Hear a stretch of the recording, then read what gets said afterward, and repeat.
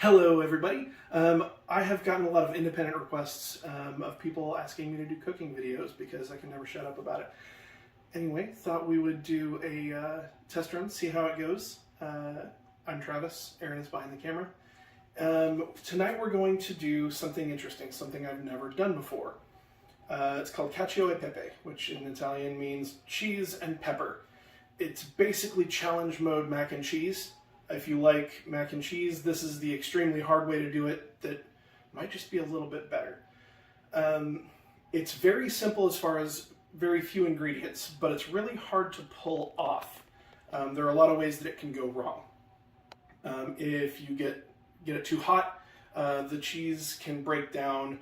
If you have too much water, the sauce won't be nice and creamy. I've never made this, and I know it's very difficult because I spent a couple hours watching various skilled chefs totally ruin it. So of course what I've done is bought enough cheese to try it once, and if we ruin it, then we'll order pizza. So what we're going to be dealing with, we have really 4 ingredients. Kind of fun. So we've got salt that we're going to put in our pasta water. We've got pasta. You're supposed to use thicker spaghetti, but things as they are, this is the only pasta I could actually get at the store. You're going to use whole peppercorns that you're going to grind. Usually use just black peppercorns. I like this little black, white, and red peppercorn blend. Really tasty. And then you use Pecorino Romano. Now this is also very hard to find right now. I couldn't even find like a regular wedge. This is the only way I could find it. So I got one of these. This is pre-grated in the little deal. If you can't find that, any hard sheep's milk cheese should be okay. Also, a lot of people will make it with Parmesan. It's a little bit more delicate, but really you want the bold flavors. So you want a nice hard sheep milk cheese. That's the ingredients you need. Now, we're going to get around to that here in a little bit. First, I'm going to make a nice, easy starter, because usually when I make pasta, I use just a ton of garlic. The correct amount of garlic for pasta is too much garlic, in my opinion. So, we're not getting garlic in this pasta, because if you add garlic, you add other ingredients. It's no longer cacio e pepe. It is something else. So, to satisfy my need for garlic, I'm going to do some nice little garlicky toast.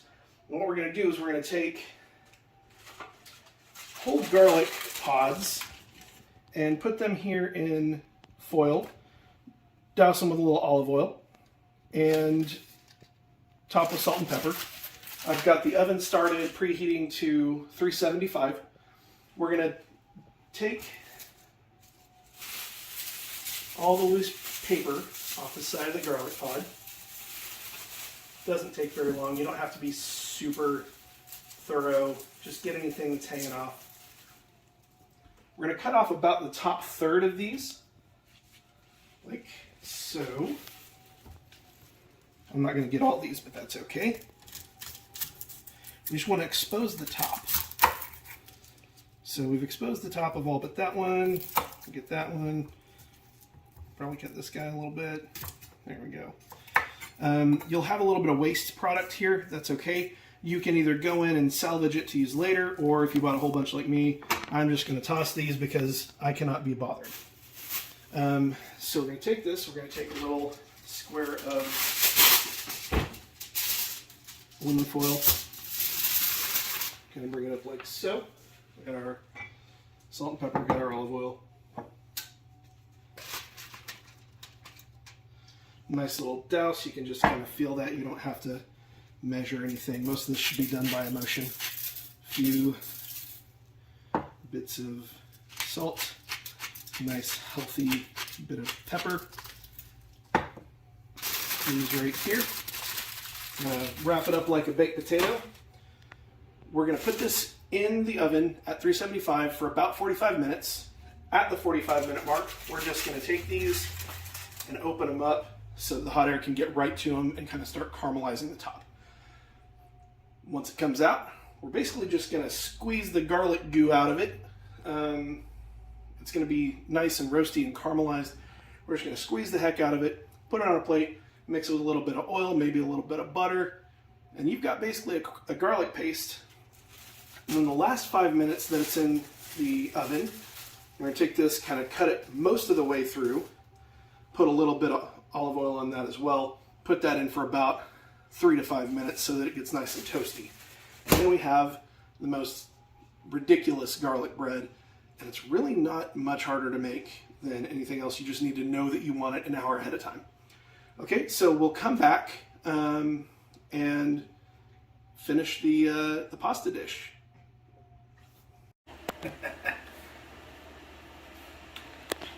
Are we going? Are we live?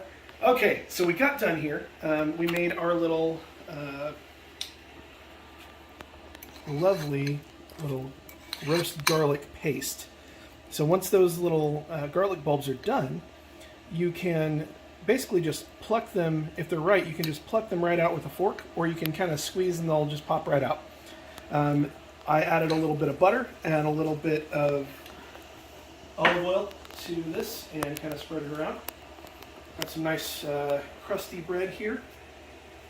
5 minutes in at 350 wasn't quite enough for this bread because it's kind of a big bread.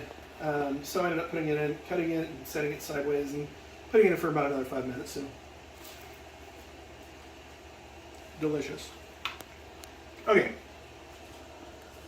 Can't wait to finish that. We've got our pasta on the boil. Actually, we just got the water on the boil. I want to show you. I'm just using a Dutch oven. You can use whatever kind of pot you usually use. I haven't salted it yet. I'm going to use about half this package of spaghetti. It tells you to use 4 quarts of water for a pound, which is the full box. So they want you to use 2 quarts for a pound. I used a little bit less than that. Basically, I just want enough to barely cover the pasta. Now, we want it to be nice and salty. They say you want it to be as salty as the sea. Now, the salt will bring it down to a less than boil. So it'll take another minute for that to come up. That's fine. In the meantime, I'm going to go ahead and kick on this skillet here. Now, yes, I do have an induction stove. If you have a problem with that, I would love to invite you to buy me a gas stove. Until I replace it, this one is fine. It does great. You just need to know what kind of hardware you're working with and work around it. Yes. So that's coming back up to boil. I'm bringing this guy up to about a medium heat. And I'm going to put our peppercorns in. And we're going to kind of move those around and toast them until they're fragrant. That just doesn't seem like it's enough. I want some more peppercorns. We only got 4 ingredients. We want this to be packed with flavor. And it doesn't take a whole lot. These are already starting to get, you can smell them a little bit.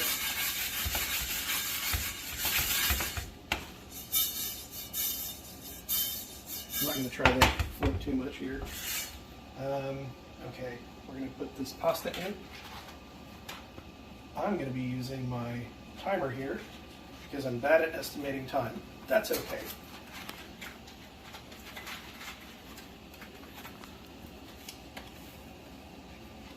So the box says 9 to 11 minutes, average out to 10. We're going to put this in this pot for 7 minutes. And I'll let it go.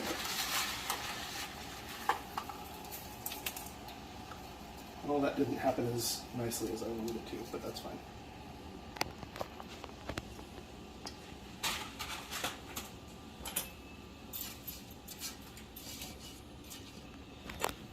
A lot of times I'll break it up. Italians hate that. It's fine.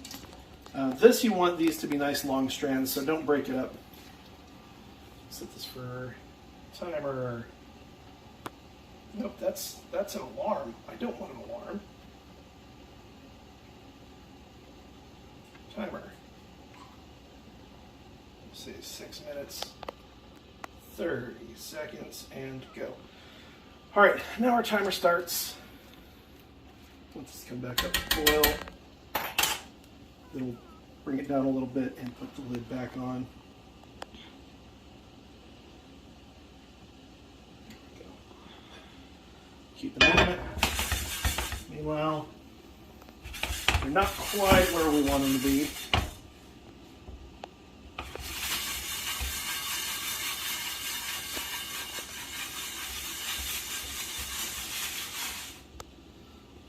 Feel it's warm, but it's not quite where we want it to be. We want these to be fragrant. Now, after this is where we want it, we're going to put it in the mortar and pestle. We're going to grind it up.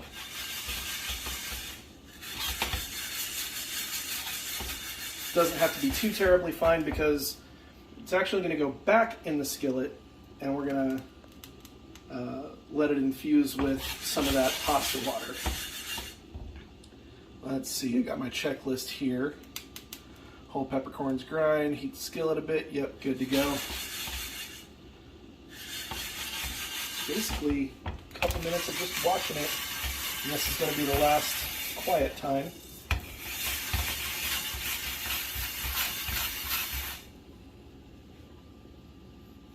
Not quite there, I'm going to kick this heat up a little bit. Get my kettle out of the way.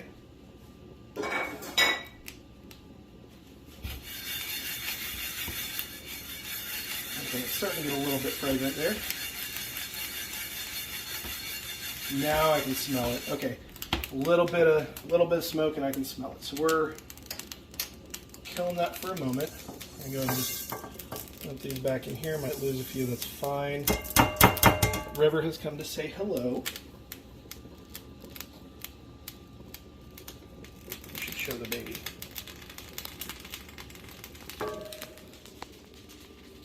River says hello. River, that's the world. Okay. Now, we're only about 2 minutes in. We got plenty of time. I go ahead and check on this guy. Move around a little bit.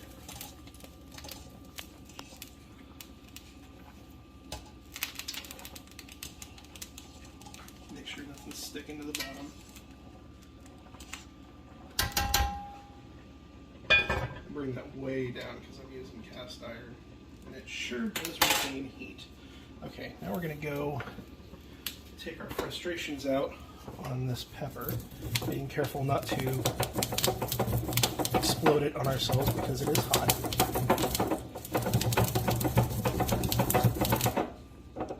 It is hot.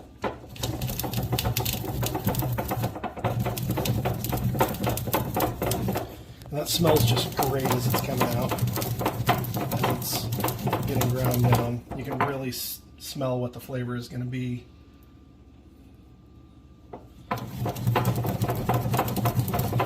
This is the long way, but I believe if you want really serious flavor, it's the correct way.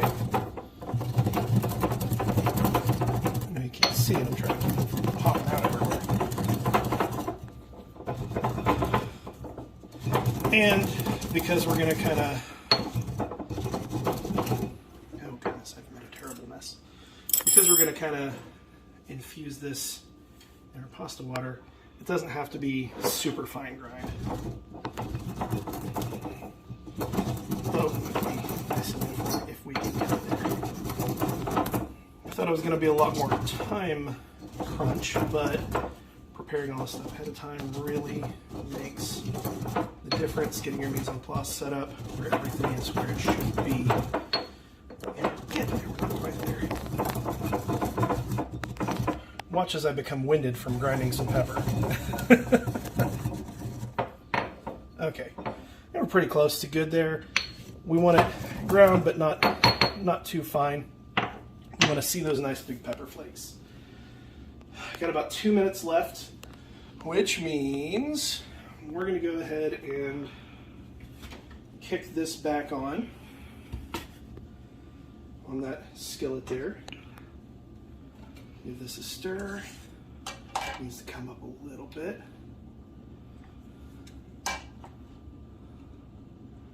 to take a little bit of this pasta water.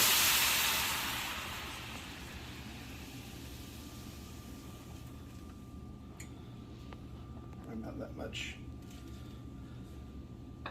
Featuring our Brontosaurus ladle. Take that out so that it doesn't get too hot. I'm going to take a good amount of our pepper here and kind of just let it. I think that looks pretty good. When you see other people do it, they're usually doing like 100 grams of pasta, which isn't even good enough for a side dish. So I'm going to let this kind of reduce down a little bit. Now, what I didn't say before, I'm going to cheat just a little bit. It's only supposed to be those ingredients.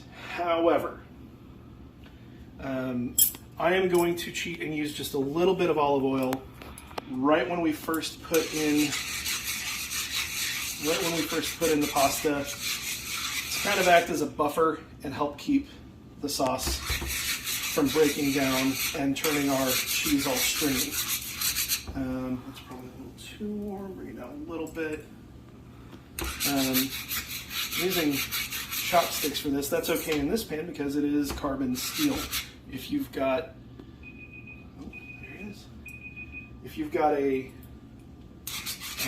non-stick pan, you probably don't want to use these. Okay, so that's our timer. We are going to take this pasta out.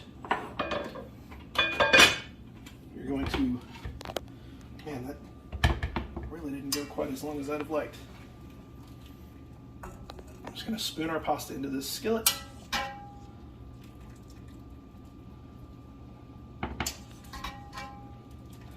We're going to do the last 3 minutes in the skillet, letting it infuse that pepper flavor. And we're going to make sure it doesn't get too dry. So we'll probably end up adding some water to it a couple times. We already need a little bit.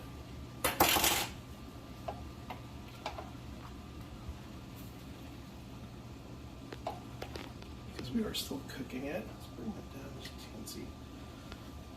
One of the things I do hate about the induction oven or the induction stove is it is very finicky. There we go. Okay. We can't leave it alone for too long, but we have another thing to do on the side here. Here's our bowl of cheese. I'm going to add some of this hot pasta water to it. This is one of our insurance policies, so that it doesn't break down on us. You can just move in.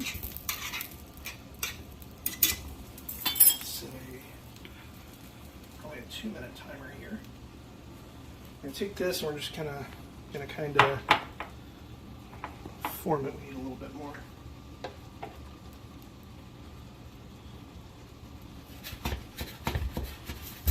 Moving a little bit more here. And we want this to be like a nice little paste. So this is going to kind of start. It may have been a little bit too much. It's fine. This is going to start our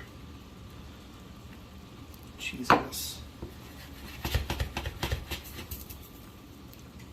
So when we add this, it's not just going to be dry cheese hitting that pan and then turning into stringy badness. This isn't quite as thick as I was hoping that it would turn out, but that's okay.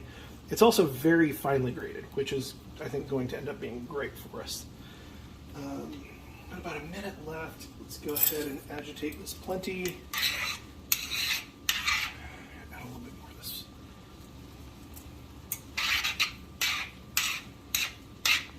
And you can really, Jade, can you smell that pepper? Mm-hmm.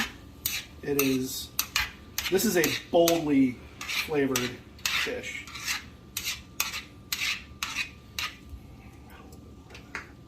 Not much, just a little bit.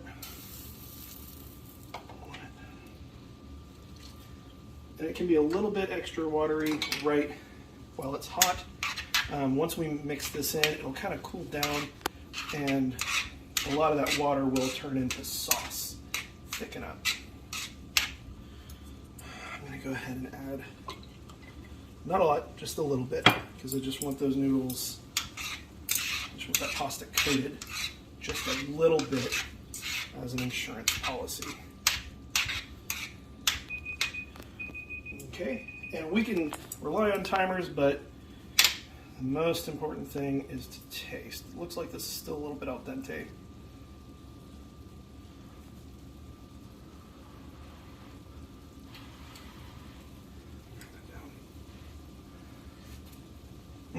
Nope. Perfect. Okay. We're taking it off the heat. Now is the moment of truth. We're going to start adding this bit by bit. I'm right-handed, so just got to deal with it. And it's very important that this is off the heat when you start adding this, or it will go bad on you. Kind of integrate a little bit. And this is what we want to see. We see it integrating nicely. It's not, come on, turn off. It's not getting stringy. That part might try too. Okay. It's turning into this beautiful cream sauce. It might be just a teensy too hot. If it comes apart, that'll be why. Dropped a little bit of cheese. That'll be a treat for River. I don't think I ended up needing all this cheese. But that's what we're doing. I promised cheesy pasta. We're making cheesy pasta.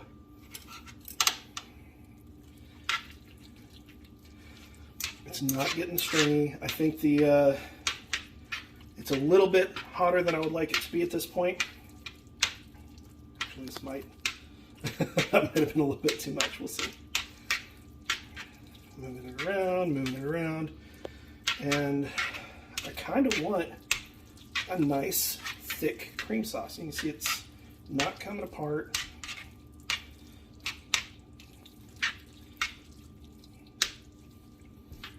It's kind of sticking together as a unit, but it's not clumping too bad. We've got a beautiful cream sauce. Let's do a little bit more pepper here because we want to see that pepper. The salt content is coming from the pasta water. That is a beautiful creamy sauce. Look at that. Okay, now the next step. I even have another one of my nice balls.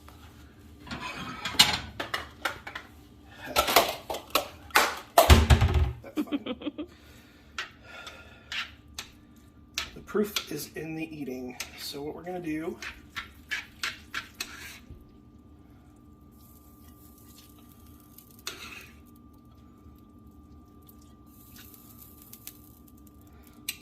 taste here.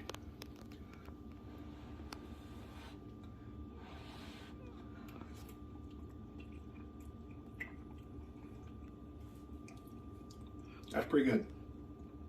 A little more salty than I would have liked. And we could stand to let it, could have standed to let it go a little bit longer, but you do want it nice and firm. So I think the lesson learned here is we don't have to go quite as hard on the salt because we're using less water. But look at that beautiful little piece right there. And additionally, we are going to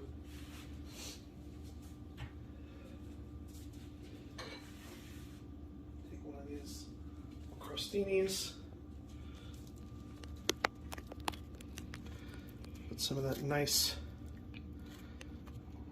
garlic spread on there, and just serve that right there for honey. Are you done? Just for presentation. There we go. Now that looks great. Okay, I'm going to call this a success. I could have done a little bit better. First time, you always have a little bit of learning experience. Hope you guys enjoy it. If you would like to see more, I'd love to see some suggestions on what you'd like to see. Do you want to see things that I have been doing for my whole life? Do you want me to see do you want to see me doing things that I've never done before? Do you want to see me working with other people? Sound off in the comments, I guess. Let me know, and have a good one. If you'd like to try it yourself, let us know how it turns out.